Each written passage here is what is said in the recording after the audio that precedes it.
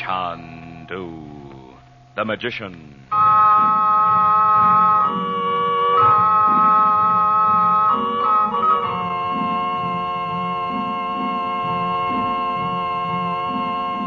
Good evening, ladies and gentlemen. The makers of White King Soap present for your enjoyment Chandu the Magician. Today, Chandu, master of illusion, offers you one of his mysterious and amazing tricks. Chandu calls this trick the Assyrian money changer, and it changes pennies into dimes. You want this trick? Want to mystify and entertain your friends? Want to be a magician just like Chandu? All right. Get that White King box top, send it with a quarter straight to Chandu, Los Angeles 21, and receive your first Chandu magic trick by return mail. What fun you'll have saying, "See this penny? I lay the penny on the table. Now I cover the penny with the mystic ruby block. So coot, I say. Then remove the block, and the penny's gone. Now it's a silver dime." The trick is easy. So easy a child can do it, but it is clever. So clever it is very hard to detect. Start your collection of magic tricks right now with Chandu's Assyrian money changer. Just send 25 cents in coin and a White King Soap box top to Chandu, Los Angeles 21. Be sure to print your name and address plainly.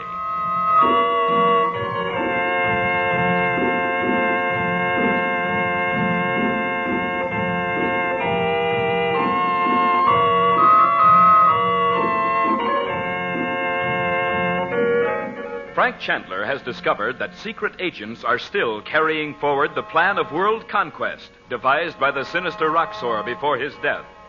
In the small Balkan country of Montevideo, Chandler now believes that the baleful Dmitri is making use of the secrets of black magic to bring about the death of Catherine Mason, wife of the American consul.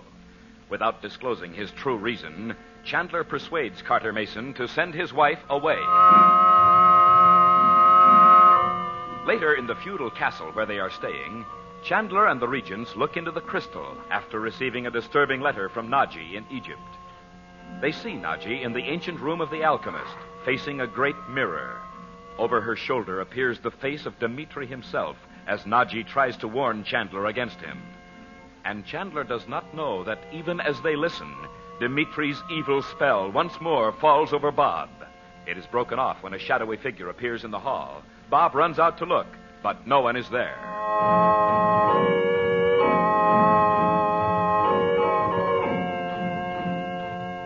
Now, 2 hours later, Chandler and Bob come out of an unused room on the second floor of the castle. Chandu the Magician. Well, there's no use going any farther with this Bob. He's definitely not up here. Well, there are dozens of rooms we haven't been in yet, Uncle Frank. Well, not close enough to the lower hall. You were out there within a few seconds after you and Betty saw him. Well, maybe he didn't come upstairs at all. We'd have heard from Mara if he'd gone through the kitchen. She and Lugos are only too willing to believe in the castle ghost. Look, you don't think it was a ghost Betty and I saw. No, I'm beginning to wonder if you really saw anyone. We sure did. I did anyway. Right down there at the foot of the stairs. He looked as if he was sitting on the bottom step. Well, he could have whipped upstairs when I came back to tell you he was gone, couldn't he? then where is he? Oh, you got me. Didn't you find anyone, Frank? No, Dot. I hope he isn't hiding up there somewhere. I'll be afraid to go up and change my dress for dinner. Well, he can't be on the second floor, Betty. And I've locked every door up there except our bedrooms. And here are the keys. That's something I've been wanting to do ever since we came here.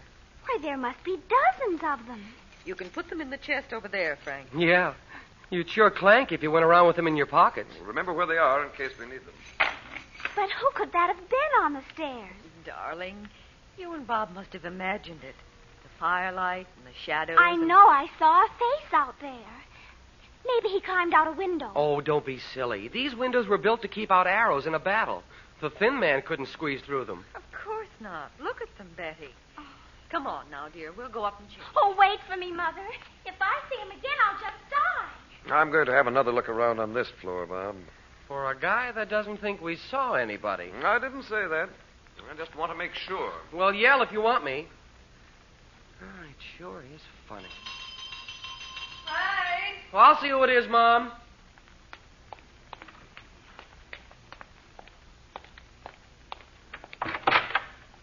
Good evening, Bob. Oh, hi, Nicholas. Come in. Is Mr. Chandler at home? I know this is an inconvenient hour to drop in, but I'd like very much to speak to him. Oh, sure. He'll be back in a minute. Well, come on in here. Thank you. Sit down. Oh, I'd better fix that fire. If it ever goes out, we'll have icicles hanging from the ceiling. I can see that Californians would be cold here. We were in Egypt for 3 months, too. That'll do it. Look, Nicholas, I've been wanting to ask you something. Maybe now's the time before my uncle comes in. Righto, what is it? It's about Dmitri. Those ridiculous stories about his friends dying? Why, you don't believe him. Well, that's not what I mean. Did he ever tell you about that music? Music? No, Bob. Well, that's funny. You and he are pretty good friends. Well, Look, when I was talking to him the other day, I heard some funny-sounding music. And he told me nobody could hear it, but his friends. oh, he must have been joking. No, he wasn't, Nicholas. And he said that whenever I heard it, he'd be there.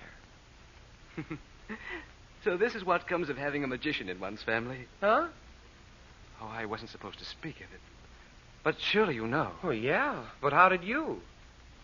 Bob, he saved my life with his uncanny ability. In Tibet. For Pete's sake. No wonder he acted as if he knew you that night at Mr. Mason's. No. But look here, Bob. About Dmitri. Now, you can't make me think it isn't so. Because I've heard that music twice since. What do the others think it is, Bob? Well, they don't even seem to hear it. What? Well, they never say anything about it. I thought you'd be sure to know what it is. If it really worries you, I'd speak to Mr. Chandler. I was going to. Only. Oh, I think this gloomy old castle's getting on your nerves. Heavens knows there are enough superstitions about it, too. Oh, Mr. Chandler. Oh, good evening, Nicholas. Good evening, sir. Oh, he wants to talk to you, Uncle Frank. I'll go and get cleaned up for dinner. I won't keep you long, Mr. Chandler. Well, I'm glad to see you. Won't you stay and have dinner with us? I'm afraid I can't. Jan Metzos is dining with my father and me in an hour. I see. Cigarette, sir? Thank you. I don't know why I should come to you with this, except that Jan Metzos doesn't seem to like you. And since I don't like him... Just what is it, Nicholas? Well, Metzos and Dmitri have suddenly become as thick as thieves. And I am beginning to wonder why. You've changed since that night in Tibet. I hope so, sir. I've never really taken to politics seriously. There's always been someone running about whispering and plotting. You know the Balkans. Comic opera revolutions. Which haven't been so comic after all, as it's turned out. No, sir. Oh, not that we've had a revolution here when Metzos came. It was more of an infiltration. And my father gave up the throne to prevent a civil war. That must have been a heart-rending decision to make. It was. Although it meant nothing to me at the time. But now... Well, I think there's something else going on, and I can't find out what it is. Well, I thought you didn't care about the government. I find I do, after all. If I allow Metzos to send me back to Paris again, and if anything happens to my people, I shall be responsible. Nicholas, I can't tell you how I know, but Metzos is planning something. He is? And you mustn't go back to Paris. You'll be killed if you do. But, Mr. Chandler... If you tell anyone I've said this, Metzos will ask my government to order me home. Of course I won't, sir. Just refuse to go to Paris. Metzos can't afford to make an issue of it yet. But then Dmitri can't be involved with him. Why? Because, well, when he first came here, he tried to persuade Metzos to get rid of you. But now he says it doesn't matter. That you aren't as important as he'd thought. Good. Do you mean you know what Metzos is going to do? Well, not exactly, but I know Dmitri is planning something besides, on his own. But what could he plan? A personal matter, nothing to do with you or the country. He seems so different here than he did in Paris. Don't let him know you think so. Well, I invited him here, and I can ask him to go. No. No, when the time comes, I'll deal with him on his own grounds. But, Mr. You've Chandler... asked my advice, and here it is. Treat Dmitri exactly as you always have.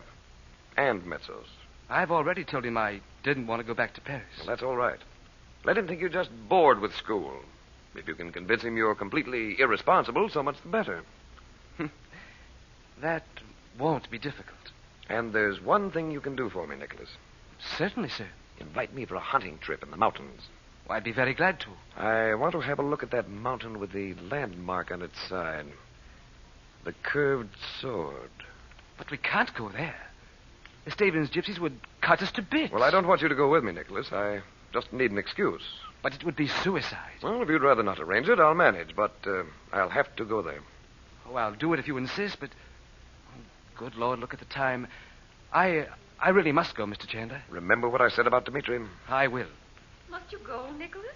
Betty and Bob will be down in a moment.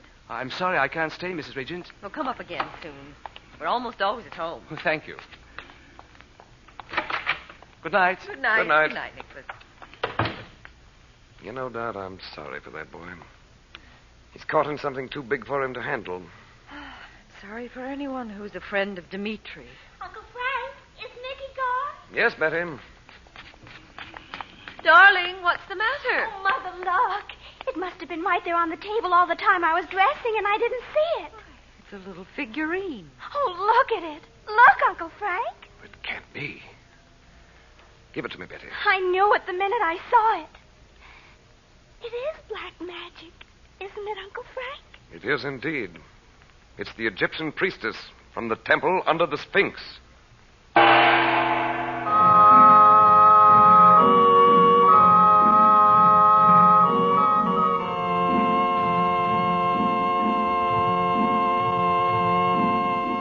Would you like to be a magician? Would you like to mystify your friends with magic tricks? Chandu the Magician has a magic trick for you. Chandu calls it the Assyrian money changer. It changes pennies into dimes.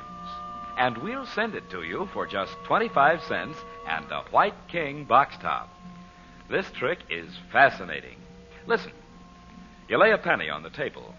Cover the penny with the mystic ruby block. So coot, you say. Then remove the block. Now the penny's gone, and you see a bright, shining silver dime instead. Wonderful, isn't it? And it's so simple you can do it not once, but again and again and again. Your friends will never catch on. Now, to get Chandu's Assyrian money changer, just mail 25 cents in coin and the top from a box of White King soap to Chandu, Los Angeles 21, California. That's Chandu, Los Angeles 21. And remember, nothing washes like soap. There is no soap like White King. You'll love White King.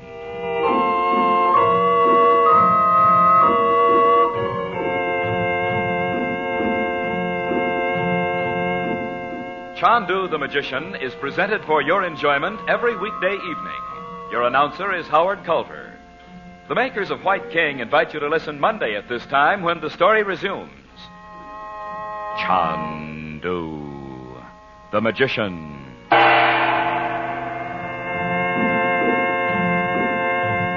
This is the Mutual Don Lee Broadcasting System.